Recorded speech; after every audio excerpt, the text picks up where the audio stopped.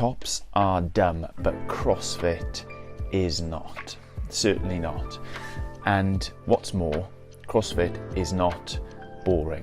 Some people might have said that CrossFit is boring in the past, certainly the last decade, let's say, of competing, when Matt Fraser has been dominating, when Tia Toomey has been dominating. We've been going into the games and there's not been that much drama, there's not been that much suspense about who is going to win.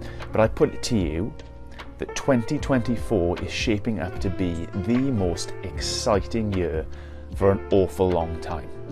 For starters, let's think about the men's field. So this last year was a bit of a shake-up.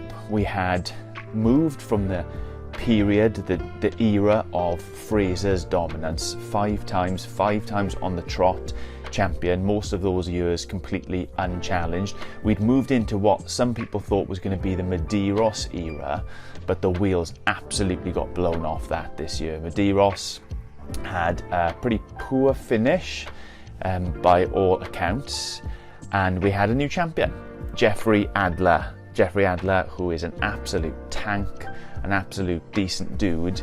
He walked away with a W with the gold medal round his neck. But more than that, we had a couple of other storylines, things that happened that mean that next year is looking properly exciting. For starters, Adler didn't just breeze it. Adler didn't just waltz his way to the W. He was pushed all the way by Roman Khrennikov, who, you might argue, had he not suffered that foot injury on the final day of competition, would have walked it himself. That being said, Adler had actually overtaken Khrennikov in that event, so it really would have come down to who did better in those last two events to see who was going to be the champion. Throw into the mix Ricky Garrard, who, never shy in coming forward, reckons that had he been fit, had he been able to take part in this year's CrossFit Games, he reckons the test suited him ideally, that he would have ended up on top of the podium. You have all of these ingredients for folks who are going to be making next year's games really exciting. Medeiros and Adler, two champions back competing, hopefully. Khrennikov, Garrard, two guys who sort of fall into that category of could have won competing. All of a sudden there's going to be four genuine title contenders vying for that top spot.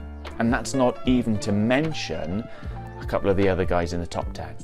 Paddy V, twice he's come third, 3 times he's come second. He doesn't really show any signs of slowing down and stopping. And if you watched a recent video that he did, he highlighted the fact that Dave Castro has spoken about in this new venue that they're going to have next year, the games are going to look slightly different. And he just put it out there. Will that different be better for him? Will he have a chance when things are shaking up a little bit? You got the veteran, you got someone like Dallin Pepper. He's now been at 2 CrossFit Games as an individual male. First games, I think he finished 19th. This year he finished 5th. The dude is only going to get better. So where next for him?